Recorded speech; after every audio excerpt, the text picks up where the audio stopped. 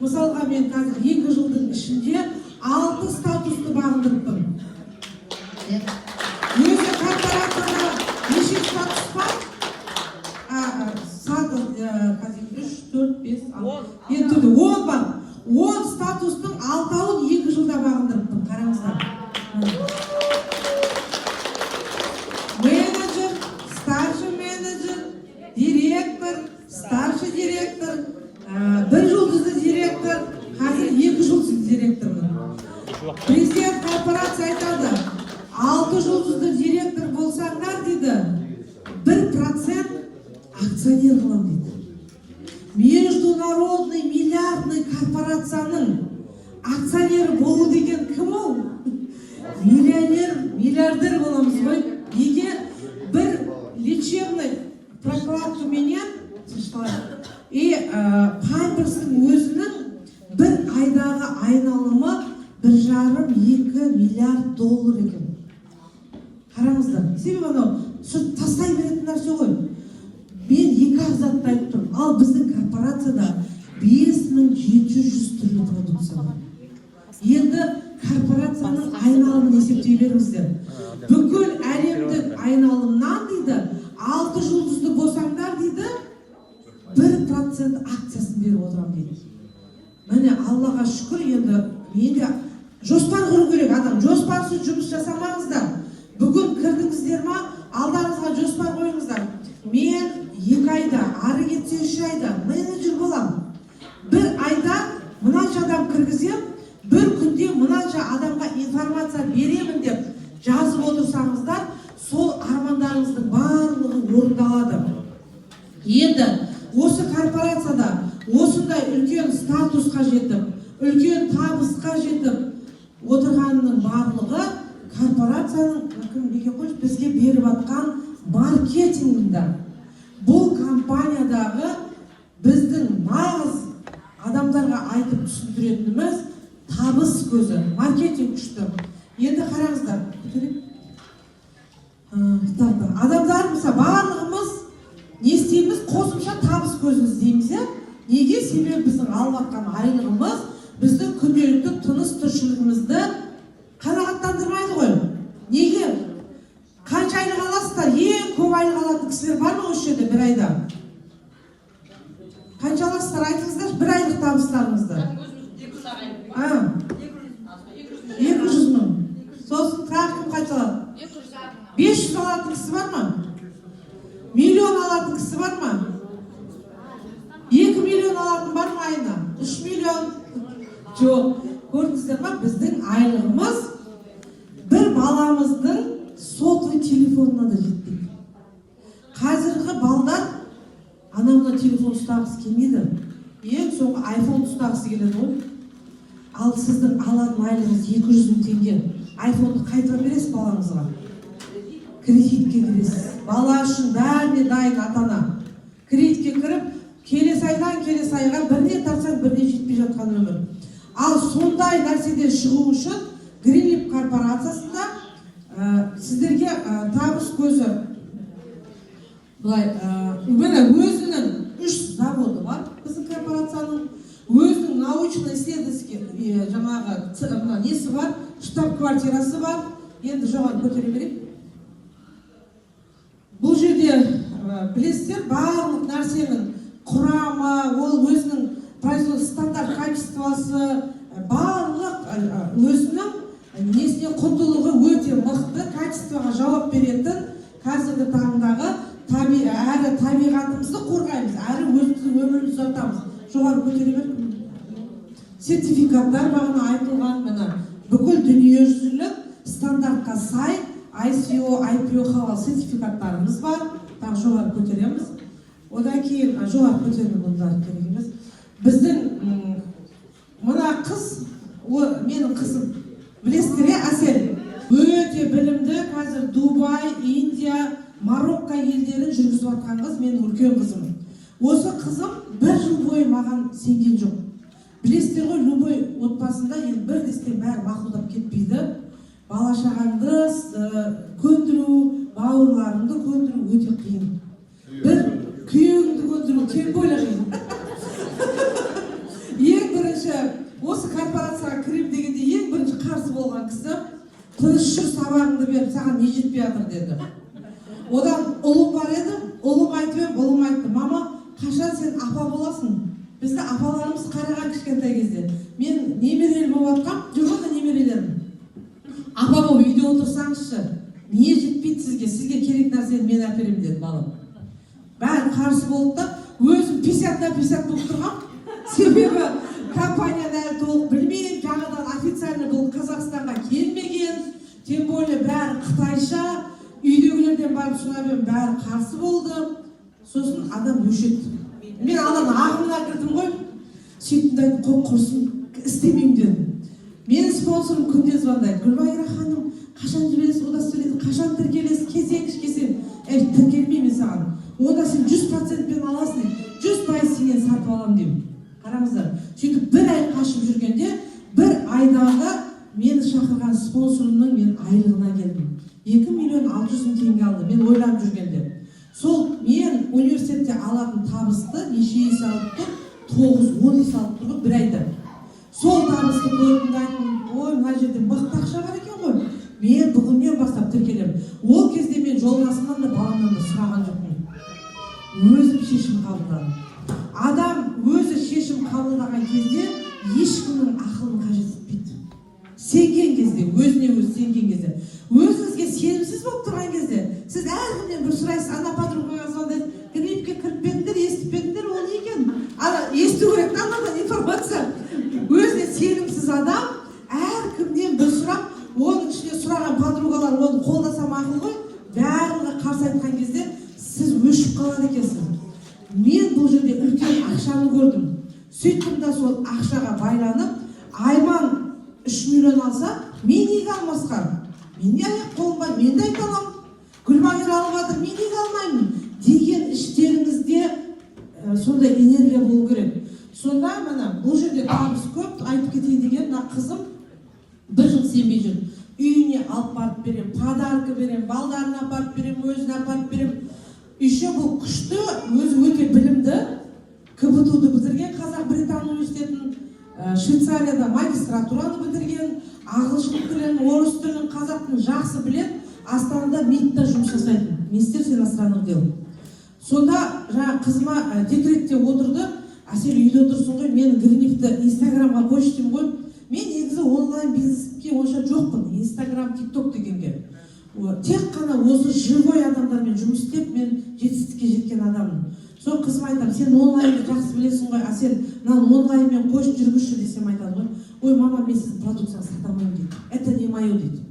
Мен подругаларым бұны кірмейді, айтсам алмайды. Мен бір-екі рет айтып көрдім. Еще сіздердің компанияларыңыз дейді, үйіне дейін доставка жасап бермейді екен дейді ғой. Системаларыңыз в общем нашар екен деді. Мен ондай жерде жұмыс істемеймін деді. Сен не істейсің? Кофе ішетін стакандар бар ғой, кофе. Соны Инстаграмға қойып, соны сатады, үйде отырып. Бір күні бардым, бүйтіп қарасам, неше түрлі кофе, стакан түрі, бұны не десем? Чашки. Бұны кім алады деймін ғой, дейтсем, бұны өзі кофе ішетіндер алады дейді.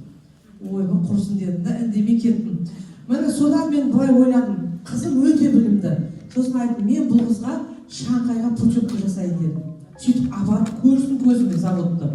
Сөйтіп қызым айттым, Әсел, мен саған путевка Шанхайға жасадым, менімен бірге жүр, барып заводты өзің көр, одан кейін мүмкін өзгеретін шығар дедім.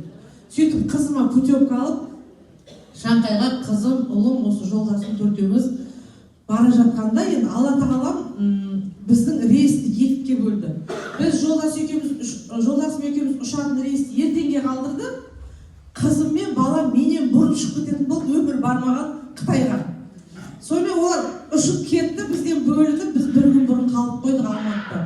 Содан қызым барғанда күтіп алады ғой, күтіп алғанда ертең Алла қаласа Шанхайға барғанда көресіздер, өте мықты күтеді, күтіп алады, отельге апарады. Барған отельді көргенде қызым таң қалады.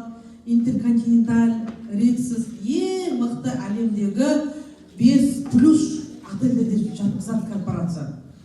Отельді көреді, күтіп алып, біз құда күткен кезде әншілерді қойып қоямыз ғой, оркестр қойып қояды ғой Қытайларда. сөйтіп бәріне гүлді салып тұрып күтіп алады. Сөйтеді да бөлмеге кіреді. Вот бөлмеге кірген кезде ана отельдің әрбір нәрсесін көріп, вообще қызым айтады, мынау мықты корпорация екен ғой. Мен мамам күшті жұмыс істеп жатыр екен ғой дейді. Оларға айтады, тез-тез тамақтаныңдар да шығыңдар, ертең үлкен топ келе жатыр. Бірінен бізді де кеше алып жүрген, бірімізден соң бірімізді кешіктіріп рейсті. Солай заводқа барыңдар деп, қырғыз елінен келген топпенен мен қызым мен баламды заводқа жібереді ғой. Екеуі заводқа барады. Заводты барып, производствоны көріп, барлық нәрсені көзімен көріп, қызым таң қалады ғой, мына не деген мықты кар. Айтайын деген, сонда кіші ұлыма бүйтіп айтады, мамама айтпа, главное ішкі Қытайға жетіп алайын. Сосын мамам өзінің әйелдерімен шулап заводына бара берсін, мен билет аламдағы Гуанчжоуға ішкі Пекинге ұшып кетемін дейді ғой. Барып анадай брендовый сумкалар ғой, под бренд сумкалар. Сондай қосып мен Чашкаға дейді, көрдіңіздер ме? Оны кіші ұлым айтып қояды, мама абайлаңыз не десем, әсел барғаннан кейін ішкі Қытайға ұшып кетейін деп жатыр. Мен оны путевка алып баратырмын, бас дейма мына қызым деймін ғой. Содан не керек, қызым ана жерде бәрін көзімен көріп, одан благотворительность, біздің президент жаңа көрдіңіздер, енді бар адам естиді, бүкіл ақшаны алып кете алмайды ғой ешкім бұл өмірде. Тапқанын бәрін благотворительность, жетім балдарға, мүгедектерге, больница соғу, сондайға жұмсайды ол кісі. Маған ол кісінің бір нәрсесі ұнады. Мен деді, табысым бұлай жетіп жатқан миллиардермін деді. Мен сендердің алдарыңа келіп выступать етпей-ақ үйде жатсам да миллиардный оборотым бар деді. Мен енді дейді, қазір ана өмірімді ойлап алдарында тұрым дейді. Неге? Оказывается дейді, мен өзімнің осы бақытымды, байлығымды сіздермен бөлісіп, сіздер соны қабылдап алып, бай болып, маған Вильям все рахмет деп айтсаңдар дейді, мен райда жатады екенмін дейді. Қарасаңызшы, біздің Құранда да бар ғой ол. Адам ана дүниеңді жақсы болу үшін осы дүниеде сауапты істер істеу керек. Мен сол үшін сіздердің алдарыңызға шығып дейді, мен осы түсіп жатқан табыстың дейді, маған негізі 1% жетеді дейді. Дұрыс қой? Мен дейді осы маркетингке дейді, осы кіріп жатқан партнерларыма дейді, 95% беріп жатыр дейді. Бүкіл өзіміздің тауып жатқан табысымыздың обороттың 95%-ын бізге береді маркетингте. Неге? Шетелге бару үшін үй алып жатыр, күнде табыс беріп жатыр, айына табыс түсіп жатыр. Осының барлығын ол өзіне алып жатқан жоқ. Көрдіңіздер ме? Сондай мықты корпорациялар. Соны бәрін қызым көреді дағы, қасына жүргендерден сұрайды ғой, қалай келдіңдер Шанхайға десе айтады, біз бұны 18 мың пиви жасадық дейді. 18 мың пиви қанша адам? 65, 130 адам командада, оның бишник болу керек шетелге бару үшін. Соны орындап келдік дейді бір қыздан сұраған. Сонда айтады, мен мамамды қалай түсінбеген? Папам да келе жатыр, мен алып келді, інім де келді, өзі келіп тұр. Бірақ біреуміз осы мамамды қолдап, мақұлдауымды, хотя бы реклама жасайшы деп, мен не деген ақымақ болғам деп ойлайды қызым. Сөйтеді дағы мен келгенше күтеді. Қайта WhatsApp-қа жаза беріп, мына қыз неменеге жаза берді, ішкі Қытайға ұшып кетейін деп жатыр ма деп жүрмін ғой. Ішімден сөйтсем келсем жылап күтіп алды ғой қызым мен. Мама мені не қылыңыздар? Сізді түсінбеппін ғой. Сіздің еңбегіңізді бағаламаппын. Менің сатып жүрген стаканым не, ол алайын деп жатқан брендім не, сіздің корпорацияңыз бүкіл президенттер киетін киімді тігетін корпорация екен ғой. Брендтің атасы осы жер екен ғой. Мен осы жерде келіп көрдім. Бүгінгі күннен бастап мама, мен сіздің оң қолыңыз боламын, мен сіздің бизнесіңізді жүргіземін деді. Аллаға шүкір, қазір директор статусын жапты.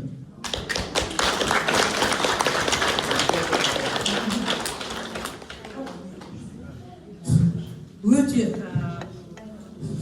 қызым өте білімді, енді Аллаға шүкір, тілді білген өте жақсы екен. Қазір тілді білуінің арқасында өткенде Дубайға демалуға барғанда біз демалып жатқан жоқпыз.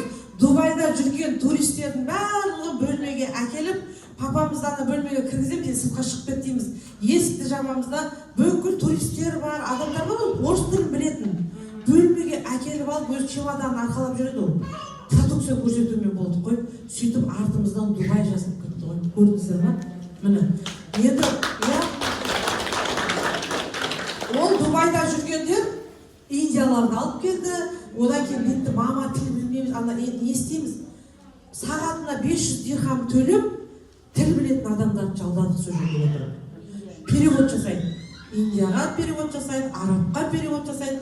Bir келіншек келді, араб қазақ, бірақ арабқа тұрмысқа шыққан екен. Ол арабтарға перевод жасады, оны да жазып алдық өзімізге Гринлифке. Сөйтіп Аллаға шүкір, қазір артымыздан енді международный үлкен команда кетіп жатыр. Қараңыздар. Сондықтан үйде балаңыз, қызыңыз сенбесе, бауырыңыз сенбесе, ренжімеңіздер. Олардың кіріп түсінетін уақытысы болады екен. Көрдіңіздер ма? Айтайын дегенде қызым, мынаның бәрі сол маған бағанағы менің историямды істеген соғыз. Өте білімді ол. Айтым, сен білмеймін, саған 30 минут уақыт берем, мен кетіп бара жатырмын, мен әлі жерде ертең сөйлей бермеуім керек. Маған мыналарды істе десем, өзі Дубайға кетіп бара жатыр. Сол кеткенше осының бәрін орындап кетті нағыз. Сонда бүкіл жаңағы қараңыздар, Шварцкоп, Сиос, Персил, Брев, Ревилов, кәдімгі күнделікті тұрмыста алып жүргенше өзіміздің. Соның барлығы да біздің Гринлифтің производствосынан шығарып береді екен аналарға. Көрдіңіздер ма? Мына бірнеше әлемдік брендтерді 26 бренд 10 направлениенің барлығымен біздің корпорация жұмыс жасайды. Именно бізге қазір келіп тұрғанымыз Марвица, Блюпот, Харич, Гринлиф, Селюксе, Кардли бар бізде. Қалған мыналар ішкі Қытайдың өзінде бұл продукциялар жүріп жатыр. Енді жоғары көтереді. Так көтереді. Продукцияларымыз, маркетингті айтайын. Міне, біздің бизнеске қалай тіркелеміз? Бизнеске тіркелу бизнес пакет. Бізде платинум пакет деп аталады. Бұл ең төменгі VIP бизнес пакет 188 теңгеге не істейсіздер? Жаңағы айтып жатқан мен бүкіл әлемдік международный корпорациядан өздеріңізге табыс әкелетін бизнес орын аласыздар. Қазақшалап айтқанда базарда немесе бір үлкен торговый домнан бір бутикті арендаға аласыздар ғой, табыс табу үшін. Дәл сондай международный корпорациядан өздеріңізге табыс әкелетін 188 теңге салып, бізге партнер болып тіркелесіздер. Ол партнерға не береді сіздерге? Біріншіден, сіздер бізге партнер болып тіркелген кезде ID номер беріледі. Ол ID номерді любой СНГ-ның дүкендеріне көрсетсеңіздер, 50% скидкамен товарды аласыздар. Мысалға, зубный паста бізде 2400 теңге тұрса, магазинге барып алып атқан кезде ID кодыңызды көрсетсеңіз, сразу нешеге аласыз? 1200 теңгеге аласыздар. Яғни бүкіл продукцияны 50%-пен алу мүмкіндігіне еге боласыздар. Және корпорация осы 188 теңге салғандарыңызға не береді? 678 теңге купонный товарларды алуға электронный ақша сап қояды кабинеттеріңізге. Сразу 188-ге кірген кісілер бар ғой осы жерде? Кабинеттеріңізде 678 теңге тұрма? Менде осы жерде Бекзада ханым бар ма? Бекзада ханым осы корпорацияға тіркелді. Ертесіне мынадай не өткізейін деп жатыр. Қайта қасыма келе береді. Бұл кісі не кеше ғана тіркелді, неге келе берді десем айтады. Гүлғанира ханым, мен кеше сізге тіркелген едім. Бүгін менің кабинетімде 678 теңге тұр, шығарып беріңізші дейді.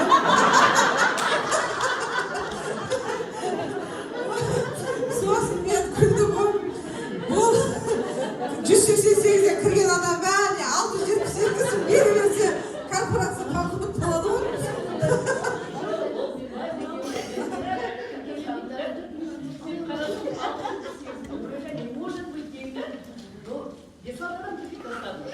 Зато содан кейін тағы 4 адам бұл кісі беткен ғой 678 теңге ақша түсті деп ана кірмей жатқан адамдарға көрсетті.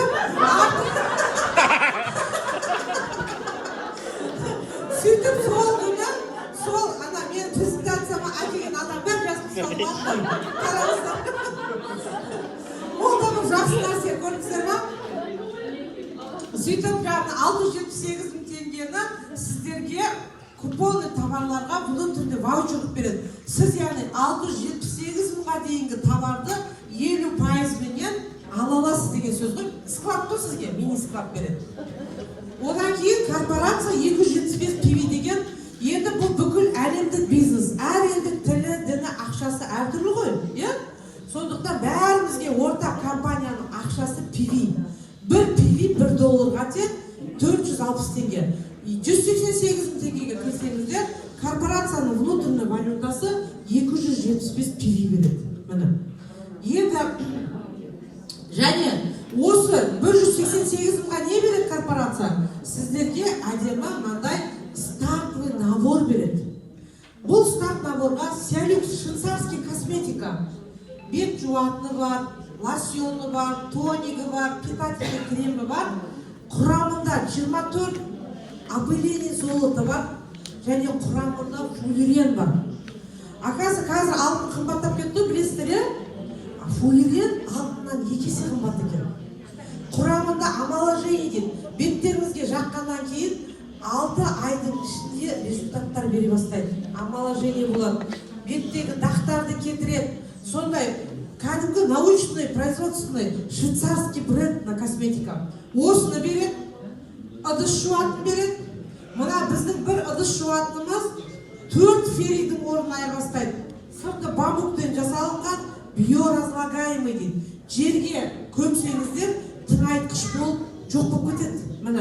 Мынау кәдімгі MV компаниясында қолданған жұмыс істеген адамдар бар ма?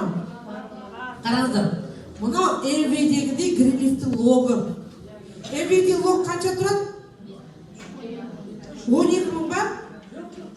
7-8 мың тұра ма? Мен білмеймін, мен мысалға да. Біздің корпорацияда қанша тұрады мынау? 1800 теңге тұрады. Бағасы қолжетімді ма? Қолжетімді. 45 рет кір жуғанға жетеді, шомылуға болады, ыдыс жууға болады. Бастарын қайызғақ басып кеткен, денесінде псориазы бар кісілерге мынау көмектесіп жатыр. Сондықтан біздің корпорацияның логы осыны береді сіздерге. Және сіздерге не береді? Сәл тынышталайық.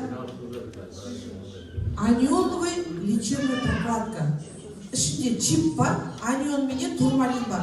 Адамның зәрі су тамған кезде химиялық реакцияға түседі да, миома, киста, бесплодие, цистит, опущение матки, әйелдерде көп қой, бәрі анадан жаратылады.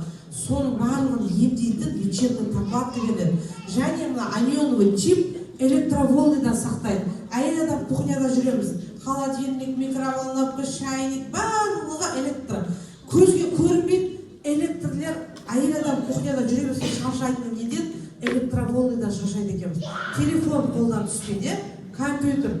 Міне сол волныйдан мына чип 99.9% сақтайды.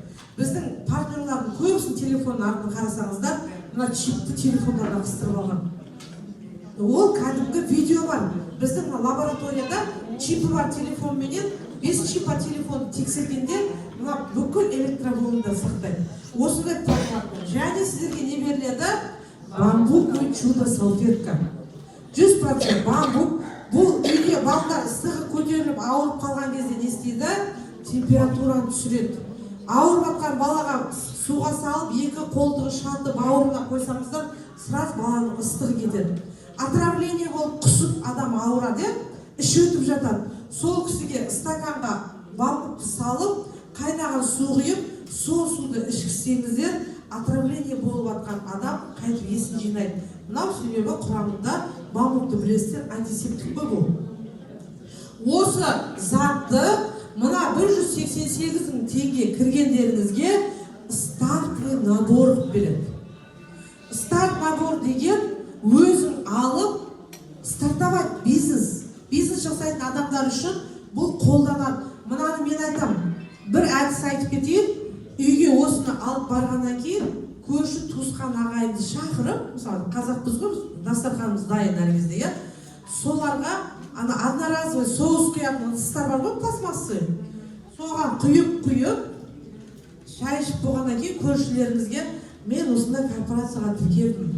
Мына үйге бар ыдысты, кірімді жуып көрш деп тарқатсаңыздар, ол адамдар оны қолданғаннан кейін не істейді? Или сізге партнер болып тіркеледі, или ол сізден сатып алады. Сондықтан бұл пакет сол үшін старт пакет деп аталады. бизнес жасау үшін сіздерге қолданатын стартовый наборларымыз. Міне, яғни біздің бизнеске қалай кіруге болады екен? 188 деген көп ақша ма? Қолдарыңыздағы бір алтын жүзік қой қазіргі. Ол жоғалып та қалады. Ал сіздер дүниежүзілік бизнестен миллиардный товарообороты бар үлкен корпорациядан не істеп жатсыздар? Өздеріңізге табыс әкелетін бизнес место аласыздар. Соны түсініңіздер. Одан кейін жоғары көтерейік. Тағы екінші бізде бизнес пакет бар. Бұл бриллиант деген пакет. Бриллиант деген пакетте дәл сонда 50% аласыздар. Сіздерге 2 миллионға дейін ваучер береді электронный. Өздеріңізге 825 PV береді да. Жаңағыдай пакеттен қанша аласыздар? 3 пакет алады екенсіздер. Және осы пакетте былай да алуға болады. Бір пакетті старт пакет қылып алып, мына екеуінің орнына зимний осенний куртка заказ беруге болады. Итальянский марвица бренд. Яғни сіздер салып жатқан ақшаларыңыз құр кетіп жатыр ма? Не істеп жатсыздар? Өздеріңізге экопродукция сатып алып жатсыздар. Әрі бизнес орын табысы алып жатсыздар. Бұдан кейінгі біздің күшті бизнес пакетіміз бар. Ол корона. Ең жоғары мықты пакет. Осы жерге мен осы шетел саяхатын кімге қойдым? Кім коронаға апгрейд жасаса, кім коронаға кірсе, Турцияға ваучер берем деп қойдым. Дұрыс па? Міне, осы жерге келіп отқан кісілердің көбісі кімдер? Короналар. Коронаға кім кіреді? 1.128.000 теңге ақша салады, 50% алып отырады. Бұл кісіге корпорация қанша ақша сап қойып кабинетіне? 4 миллион айлығы бар деп адам жазып алмайсыздар ма?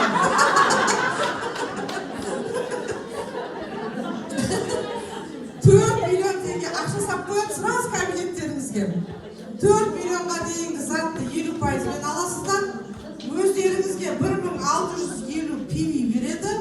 Мынадай пакеттен қанша алады екенсіздер? 6 аласыздар. Егер бірінші платинаға кіріп апгрейд жасасаңыздар 5 аласыздар, немесе 1 миллионға кірсеңіздер 6 пакет аласыздар. Және 6 пакет алмайын десеңіздер, біреуін старт пакет қылып, қалғанына үстеріңізге женский, мужской, марвица бренд костюм заказ беруге болады. Түсінікті ғой, Мына осы марвицаны өткенде барғанда алған аяқ бір сондай удобный, жұмсақ, еще аяғыңызға неғып тұрады. Асты бір массажный сияқты да, не ғой, специально аяққа жасалынған. Вообще күшті. Мен бұны негізі $200 екен, бізге как 50% $100 берді. Күшті ма марвица бренд? Аяқты ембелден. Ал мына коронаға кірсеңіздер, или кейс алуға болады. Жоқ, бір кейс алып, қалған 940 теңгеге костюм заказ беруге болады. Және коронаға кірудің тағы бір екінші жолы бар. 1,5 миллионмен кіруге болады. Ол кезде бұналарды заказ бермейсіздер. 1,5 миллион теңге саласыздар. Ол да 1650 PV береді. Ол кезде қанша еді неден? Набор здоровьядан 60 штук аласыздар. Bir коробка зубной паста, bir коробка козье молоко аласыздар. 60 крем ойл аласыздар. Бірақ оның бағасы ол старт набор косметика болса, ол стартовый набор здоровья ғой, денсаулыққа да. Бірақ оның құны қымбаттау болады. Осы 3 пакет 188 мыңды, 564 мыңды, миллион. Сәл тынышталайық, әңгіме кейін айтамын. Бір-біріміздің уақытымызды алмай, тыныш тыңдап, бір-бірімізге алай қыздап.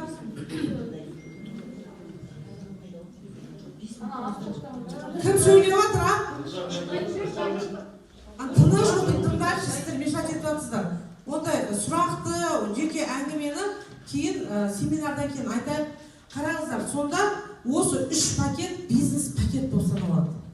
Бизнес пакет деген не?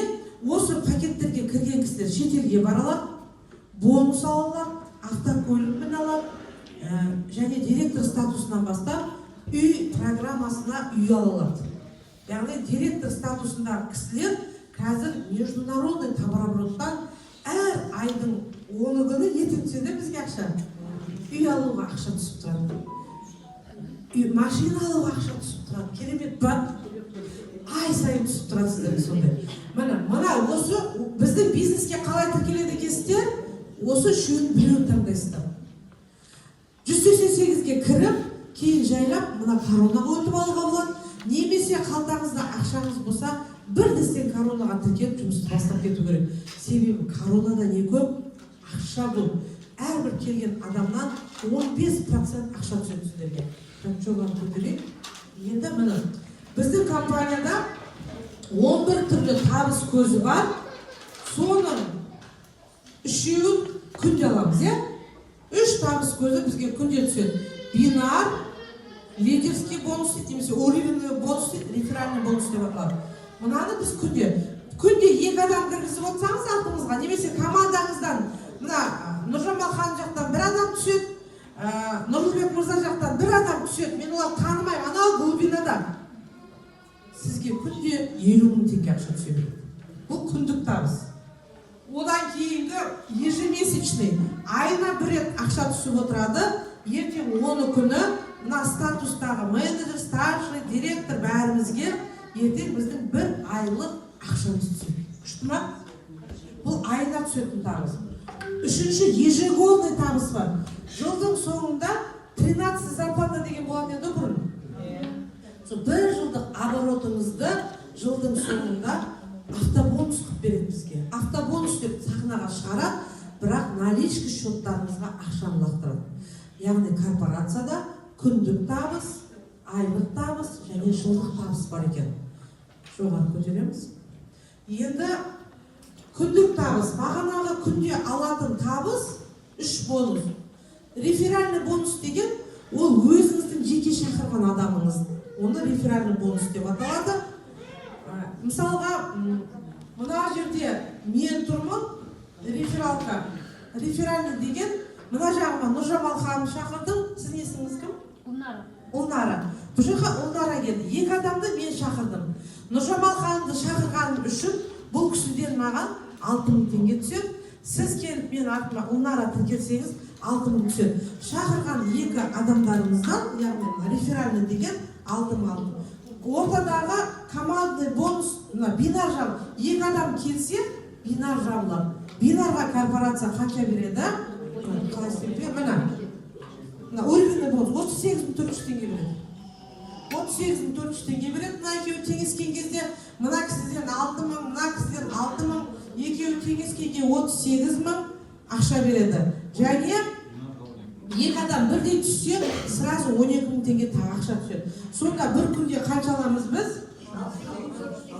2 адам жазсаңыздар, мен мысалға бүгін 188-ге кіріп, Нұржамал ханыммен Ұлдананы шақырсам, ертең менің счетыма наличка 67 400 теңге ақша қайтадан. Бүгінгі ойланып салған 188 000 теңгені 3,1% қайтып қойып, қайтып қалтаңызға. Оған ақша алып аласыз ба, товар аласыз ба, ол сіздің ақшаңыз. Одан кейінгі не қылайын, жаңағы системаға қойсашы қайтадан. Мына жерде толықтырып жазбап. Мына жерде енді қараңыздар, бұл жерде 1 бинар болып тұр.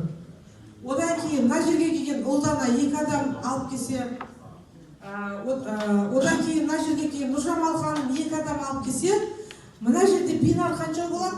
1 бинар, 2 бинар болды. 2 бинар болады да, осы 4 адамды, мысалға, мен танымаймын. Оны біреуін Ұлдана алып келді, біреуін Нұржамал келді. Бірақ маған осы жерден қанша ақша түседі? 2 адам бинар бар, 12 000 теңге түсе ма? Бірақ 12 000-ды 2 есе көбейтеді, 24 000 теңге түседі құр бинарды.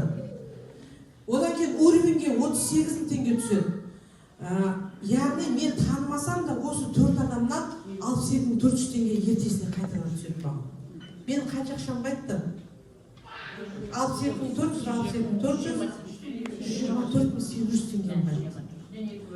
Одан кейін уже көбейіп кетеді. Бала неменің шөберек сақты ғой. Тағы да қараңыздар, тура осы системадағыдай мынаның бәрін толтыру бізге міндет емес. Бізге тек бинар жабылып отырса, бізге күнде ақша түседі. Мына жерден бір қыз бүгін маған Қырғызстаннан қазір тіркеліп жатса, бүгін маған Россиядан бір орыс, менде Лариса деген орыс кірген, соның қызы Наташа Ленинградтан тіркелген, оның артынан күйеуі Кавказда жүріп кетті. Бүгін Кавказда біреу кетіп жатыр, Мына жақта бір Қырғызстаннан бір қыз кетіп жатыр. Маған 50 мың теңге түсе ма гарантия? Ал ондай мына жерде 50 мыңдықтар көбейеді ғой бинарлар. Бір күнде бізде неше бинар болады? Қанша подписка болады? Мына жақтан мысалға, былай отырғанда қараңыздар, бір күннің өзінде 10 бинар, 5 бинар, 100 бинарға дейін көтеріп кетеді, қатты көбейген кездер. Мен как математик бірінші тіркелген кезімде, сонда ойландым, даже бүгін бір-ақ адам жазылды мына жерде. Бұл бинамда біреу танымаймын. Мына жақтан Кавказдан біреу жазылды, маған 50 мың теңге түседі. Күнде 50 мың теңге түсіп отырса, бір айда менің айлығым қанша болады екен? 1,5 миллион. 300 мың теңге алатын мұғалімге 1,5 миллион күшті ақша ма? Содан ойландым ғой, мен дедім, онда дедім, 24-те 7 сағат грифке жұмыс жасаймын. Бірінші тіркеліп, әлі кіргеніме бір ай болған жоқ, 10-11 күндері маған күніне 300 мың теңге түсе бастады. Бір күнде 300 мың теңге түскен күні мен ұйықтай алмай қалдым. Ақша деген энергия қыздар. Азандап тұрғандарында бәріміз көзімізді ашып кабинетке қараймыз қазір. Кабинетте 300 мың теңге бүгін түсіп тұр, 300 мың теңге ертең түсіп тұр. Сіз ұйықтайсыз ба? Менде сонда энергия оянды да, тамақтануға барған кезде адамдар шұқылап телефондарымен отырып жүреді, инстаграмын көріп, әйтеуір отыра жүреді, тамақ жеп бір нені қойып қойып. Прям соларға тұрып, орнынан тұрып кетіп барып, дастархандардың қасына столымды қойып, айтатын жағдайға жеттім. Мен ішімдегі эгомды тастадым. Біздің адамдардың ішінде эгосы көп. Өздерінің өр көкіректік дейді ол. Қалтасы саяз, іші ұрып тұр да. Мысалға мен профессормын деп, өзім жаңа бітіп, сол айлық бітіп жүргеніне маған не керегі бар? Менің қалтам саяз, өзіме қажетті нәрсе маған жетпей тұрса, дұрыс па? Мен сол нәрсені алып тастадым. Маған не керегі бар өр көкіректіктің? Мен ғалыммын деп, папкамды құшақтап алып жүрем, ақшам ары тартсам жетпейді, бері тартсам жетпейді. Одандағы әрбір адамға ұялмай қасына барып, сіздің өміріңіздің өзгеруіне мен себім деймін. Күшті корпорация келді, мынандай өнімдері бар, алыңыз, қолданыңыз, шашыңыз түсіп жатса, шашыңыздың түскені тоқтайды. Беліңіз қақсап жатса, біздің алдын инені жағыңыз, тізеңіз ауырып жатса, қыздыратын пластырларымыз бар деп адамдарға айта берсем, мен келесі жылы теңгеге миллионер болады екен ғой дедім. Аллаға шүкір, қазір теңгеге миллионерге айналдым. Президенттің үйіне мені қонаққа шақырды, білесіздер, мен бұлды бүкіл СНГ-дан, товарообороттан Қазақстан бірінші орынға шықты. Соның ішінде менімен бірге барған кісілер біледі, Қазақстанның жалауы көтеріліп, үлкен қызыл дорожкаге шығарды. Сонда баяғыда спортсмендер шетелге барғанда біздің бүйтіп киім көтерілгенде үйде отырып жылайды деп қой. Ой, өзіміздің қазағымыз шығып жатыр ғой деп. Ана қызыл дорожкада мен ойладым, менің спонсорым Айман Күшербаева. Алдымда тұр ол кісі. Енді бірінші лидер ғой ол алып келген. Сол кісі шығарып келген, вообще ойыма кірген жоқ, мен шығып кетемін деп. Спабекова Кульбакера деп.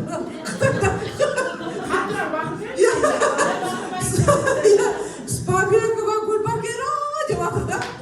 Айман мен басаймын. Мен сен барып беріп қойсам. Кейін білдім, сөйтсем, оказывается, мен подпискамен оборотты мұғыз күткенде бәрінен. Ол Қытай әжекті. Неге қарайды ғой? Документально, кім реально.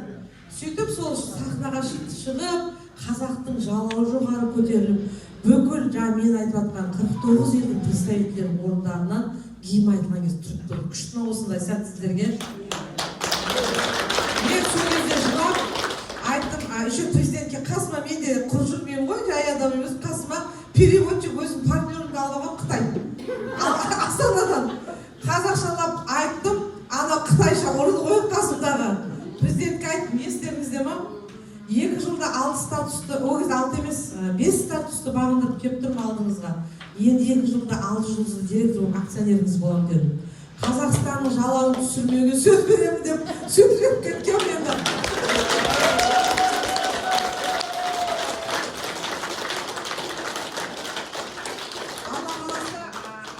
биыл да біздің жалауымыз көтерілсе екен деп білмеймін ғой, енді бәрі әрекеттеніп, әр ел жұмыс істеп жатыр ғой. Бірақ ішімнен ойлап, әлі де Құдайдан тілеп жатырмын, Қазақстан жалауы көтерілді. Сонда президент айтты ғой, бұл қазақтар қандай халық таңғалды дейді. Өздері азғандайық дейді.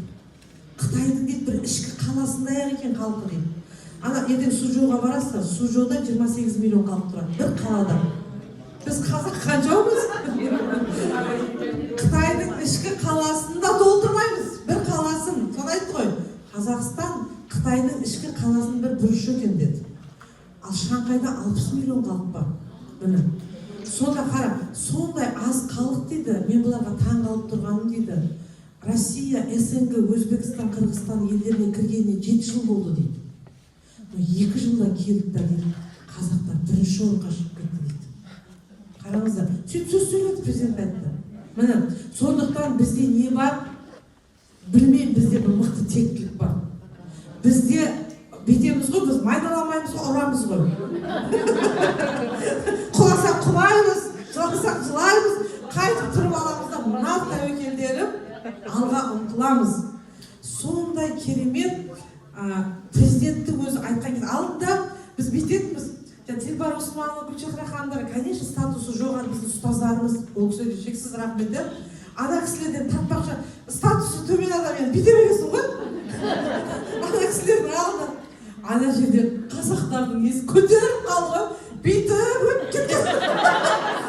Кресло қасына бүйтіп шығып баратқан кезде сондай духымыз көтерілді, рухымыз көтерілді. Көрдіңіздер ма? Сол сияқты біз рухымызды өзіміз көтеріп жүруіміз керек. Осы керемет өзіміздің ата-бабадан келе жатқан тегімізді, керемет таза қасиетімізді жоғалтпауымыз керек. Сонда біз бар ғой үлкен жетістіктерге жетеміз.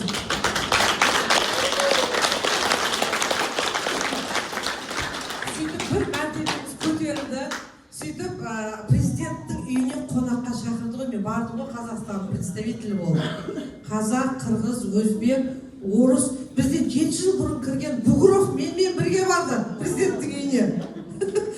Президенттің үйіне қонаққа барды. Енді ана кісінің үйіне баруда Алла сіздерге жазсын. Енді бүкіл Қытайдың 10 топ миллиардерінің үйін көру деген әрине ол өте үлкен бақ. Ана кісінің үйі, ол үйін бар, анда не істеп тастаған ғой, виноның сорттарын пәленбай миллионнан тұратын аяқ киімдерінің өзі бір осындай бөлме кірсеңіздер. Бүкіл бренд. Сол жаңа бүйтіп экскурсия жасап жүресің. Мен үйінде бүйтіп спокойно кіріп жүріп барсам, Бугуров қасымда келатқан ғой, бүйтіп келатыр ғой, бәрі сөйтіп айтты. Багира деді ол мен. Багира на тебя смотрю, деді.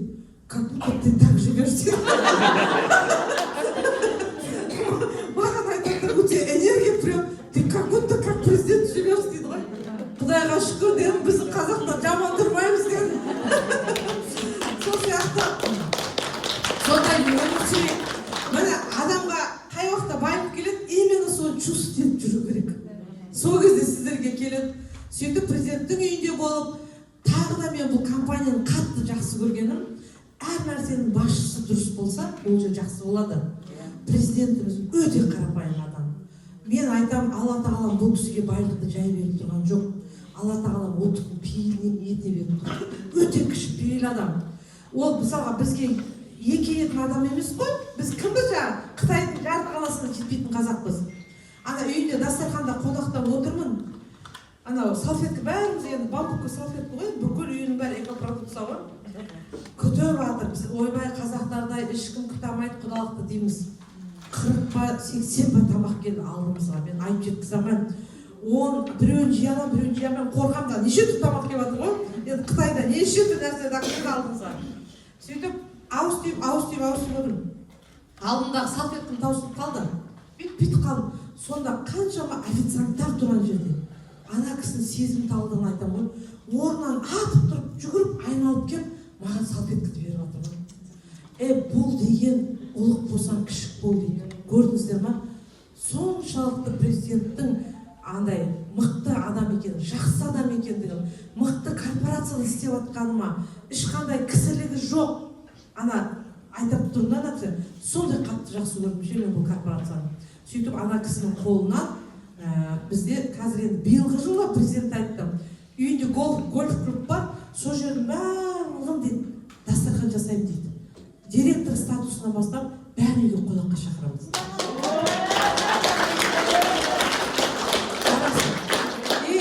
Сол бәрімізге бірден 3.600.000 теңге тұратын, мен тастап кеттім ғой, көрдіңіздер, алтын тақты ғой мойныма. Маған да бұл барған бесеуімізге де бірдей, ал менен кейінгі барғандарға да, менен бұрын барғандарға да кәдімгі Қытайдың 999 пробасы.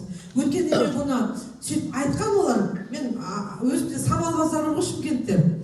Соған бардым, мына жер анау қара жібеді ғой. Соны Египетке барғанда тоже ең жоғары проба цеп сатып алдым өзіме. Сары, сап-сары болды Қытайдың алтыны. Көп бізде ондай жоқ сары алтын. Соны әкеп анам қыстырайын дедім. Сөйтіп ана біздің алтын солдатында тексереді екен ғой. Анда аппарат бар екен. Сөйтіп алды да аппаратқа менікі салып жүргізіп, сіз алтынды қаяқтан алдыңыз дейді десем. 99.9% алтын ғой дейді. Бұндай проба бізде Шымкентте жоқ дейді. Бұл президенттің, Қытайдың президенттің қолынан алып әкелмеді екенсің ғой.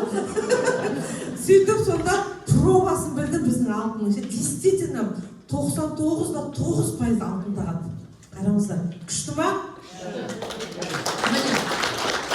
Сондай корпорацияның үлкен Алланың нәсіп қылған ғой. Сонда бар еңбектеріңіз бағаланады ғой. Ешкімді тыңдамаңыздар. Кіретін адам кіріп жатады, кірмейтін адам кірмей жатады, кететін адам кетіп те жатады. Менің командамнан бірнеше адамдар кетіп те қалды. Мен куәгерлер отыр осы кісілердің командасы, Нұржамал Айнашханның командасы Family компаниясына 500 адамға дейін кетіп қалды. Сонда қиында уақыттар басымыздан өтті. Бірақ сол кезде не істедім? Мен бұл кісілерді кетеміз деген осылармен бірге. Маған келіп өз Мальдив аралдарына десем, Гүлбағира ханым, сіз неғып рахаттанып бүйтіп жүрсіз, бүкіл біздің команда кетті деп. Мен айтам, Нұржамал, Айнаш, біз ешкімді ұстап тұра алмаймыз. Бұл еркін бизнес.